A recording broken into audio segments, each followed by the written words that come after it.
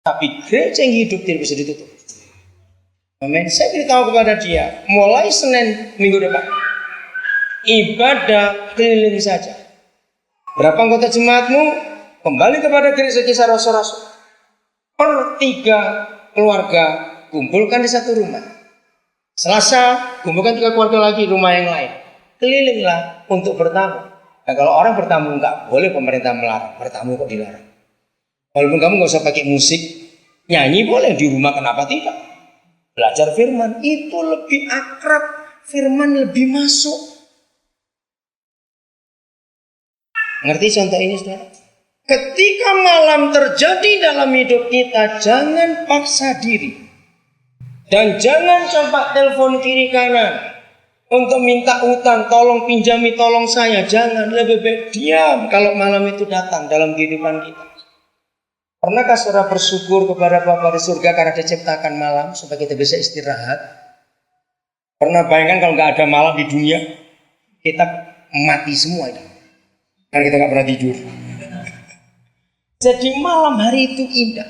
Saya dalam hidup ini berkali-kali mengalami malam. Sejak saya tahu rahasia ini, saya tidak pernah tengking kalau malam. Hei malam cepat pergi, enggak. Saya nikmati betul. Tuhan terima kasih. Berarti nggak bisa kemana-mana, aku diam sekarang. Terserah Tuhan mau apa. Malam harinya tibalah mereka di Troas. Tampaklah oleh Paulus suatu penglihatan. Ada seorang Makedonia berdiri di situ dan berseru kepadanya, katanya, menyeberanglah kemari dan tolonglah kami. Kalau saudara buka peta yang di Alkitab di belakang, bahkan sampai hari ini peta dunia masih sama. Makedonia itu perbatasan Turki. Ya, dia sekarang waktu itu masuk negara Yugoslavia. Dan Makedonia ini persis perbatasan antara Asia, itu Turki, dan Eropa, Yugoslavia. Pas perbatasan. Dari mana Paulus tahu dalam penglihatan itu ke orang Makedonia? Jelas di pakaian. Karena pakaian Asia dengan pakaian Eropa itu beda. Nah saudara, ini yang penting. Kalau malam hari tiba buat kita, jangan banyak tidur. Orang Jawa bilang banyaklah tirakat, itu bahasa Jawa. Artinya, ayo berjuang betul. Nah ini buktinya Paulus tidak tidur. Karena kalau Paulus tidur, pasti tulisannya maka bermimpilah Paulus. Betul? Kalau tampaklah oleh Paulus sebuah penglihatan, Paulus sedang berjaga, sedang tirakat, sedang bergumul. Tuhan suruh kemana kami ini? Ke situ nggak boleh, ke sini tidak boleh, terus kemana? Ternyata ini pewahyuan. Ayat 11, ayat 10. Setelah Paulus melihat penglihatan itu, segeralah kami mencari kesempatan untuk berangkat ke Makedonia. Enggak usah doa puasa lagi, buang-buang waktu. Saya selalu belajar percaya kepada suara Bapa saya. Kalau toh saya ragu-ragu, saya akan tetap bertindak. Saya percaya. Kalau sempat nanti saya beri kesaksian, berapa pengalaman pelayanan Roh Kudus pimpinan itu sungguh luar biasa. Dari penglihatan, karena dari penglihatan itu, ya setelah mereka terima penglihatan berangkat, nggak usah ragu-ragu, nggak usah cari peneguhan, nggak usah pakai doa puasa lagi. Jelas Tuhan yang memimpin. Lihat kalimat berikut. Karena dari penglihatan itu kami menarik kesimpulan. Kata ini manis sekali untuk pelayanan kita.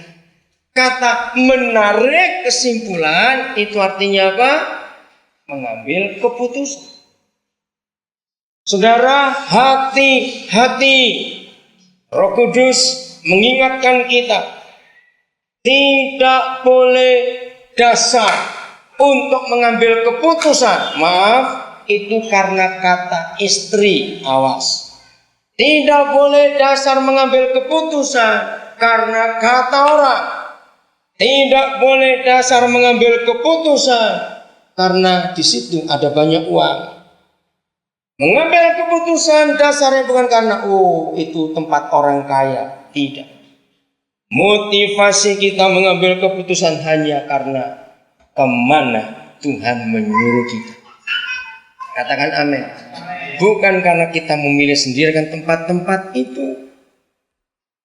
Ini penting sekali. Maafkan para istri yang hadir, yang tidak hadir pun harus diberitahu. Tolong salah seorang membaca Kejadian 3:17. 3 bulan sebelum saya menikah, saya beri calon istri saya ayat ini. Dia pertama bingung, kenapa kamu beri ayat itu? Nanti baca dulu, saya terangkan nanti, saya bilang. Karena ini penting sekali. Sudah? Kejadian 3 ayat 17. Salah seorang silakan baca. Ya. Karena engkau mendengarkan perkataan istrimu dan memakan dari buah pohon, Betul. berbicara kepadamu, jangan makan daripadanya, maka tertutup tangannya karena engkau. Ya. Dengan bersusah payah engkau akan mencari rezekimu dari tanah seumur. Nah, saudara dengarkan firman ini. Saya sudah membuktikan baik itu hamba Tuhan, baik itu pengusaha. Ternyata nasihat salah dari seorang istri itu membuat lahan hidup jadi terkutuk. Saya ketemu beberapa pengusaha, secara pengalaman dia hebat, secara modal dia kuat, secara tempat lokasi bisnis itu strategis. Tapi kenapa bisa hancur?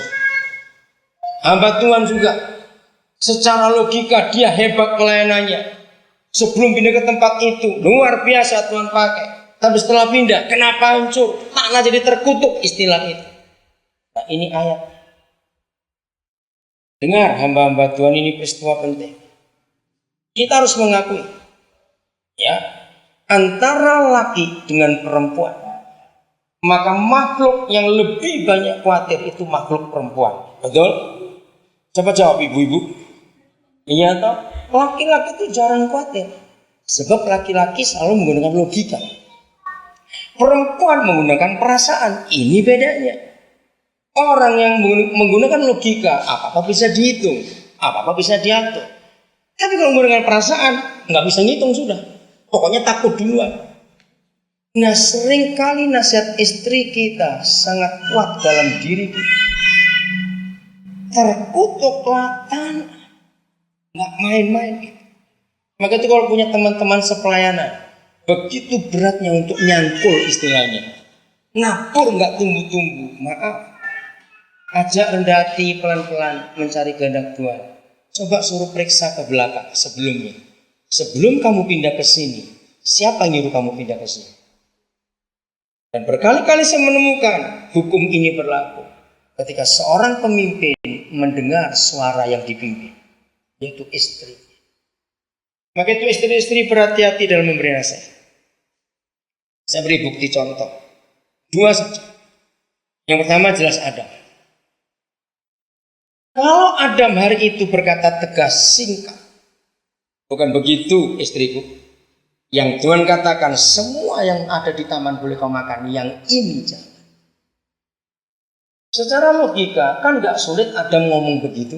Toh dia pemimpin dan dia yang dengar suara Tuhan itu. Yang ini tidak boleh, yang lain. Maka kesimpulannya, makhluk terhapus di dunia itu laki-laki.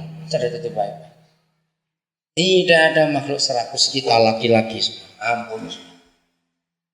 Saya percaya Adam belum sempat mencoba semua pohon buah yang ada di situ. Ya bayangkan yang disuruh aja belum habis semua. Satu aja kok dilanggar.